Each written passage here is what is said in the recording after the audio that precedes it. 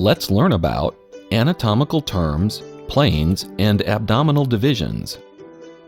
Learning anatomical terms is like learning a new language.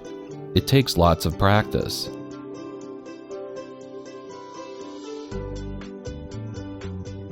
In anatomy, we use a reference position for the human body known as anatomical position.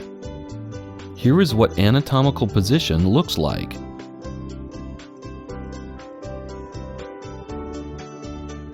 The human body can be divided into the axial portion, which contains the head, neck, and trunk, and the appendicular portion, which contains the extremities, or arms and legs. Every part of the body has its own term. Here is the frontal region, the eye or ocular region, the nose or nasal region, the ear or otic region, the buccal or cheek region, the cervical or neck region. The head or cephalic region includes the cranial region or skull and facial region. There is also the mouth or oral region and the chin or mental region. The trunk consists of the following regions: thoracic, mammary, abdomen, umbilical, and pelvic. The arm includes the axillary, brachial, and antecubital or elbow regions. The forearm is called the antebrachial region. The wrist and hand include the carpals, palmar, pollex, and digits. The hand itself is called the manus or manual region. In the lower extremity, we have the inguinal, pubic, and femoral regions. There is also the patella or kneecap, the crus or crural region, which is the shin area, and the tarsal or ankle region. The toes, like the fingers, are called digits, with the big toe called the hallux, and the entire foot is called the pes or pedal region.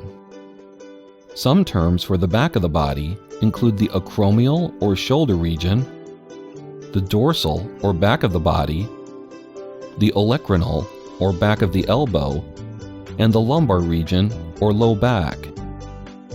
We also have the gluteal, popliteal, sural, and calcaneal or heel regions. The sole of the foot is called the plantar region. Besides regional terms, there are also directional terms which allow us to relate one structure to another.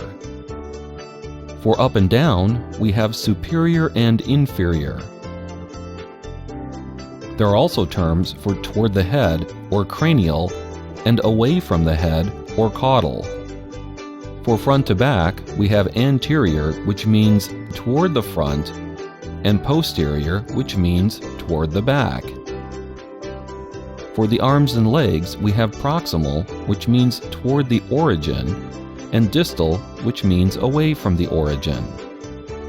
For side to side, we have medial, which means toward the middle, and lateral, which means away from the middle. We can use anatomical planes to divide the body. The sagittal plane divides the body into right and left sections. The coronal or frontal plane divides the body into anterior and posterior sections. The transverse plane divides the body into superior and inferior sections. Let's look at abdominal divisions next. There are two ways we can divide the abdomen. One way uses 4 planes to produce 9 equal areas around the umbilicus, which is in the middle. The epigastric region is above the umbilical region, and the hypogastric region is below. The left lumbar region is left of the umbilical region. Above the left lumbar is the left hypochondriac, and below is the left inguinal or iliac region. On the right, there are the right lumbar, right hypochondriac, and right inguinal or iliac regions. It is good to know which organs are located in each region. The abdomen can also be divided into 4 quadrants, with 2 planes intersecting at the umbilicus. The four quadrants are the right and left upper and right and left lower quadrants. Like the 9 regions, the quadrants are used to locate anatomical structures such as organs. We hope you've learned something about anatomical terms, and see you next time.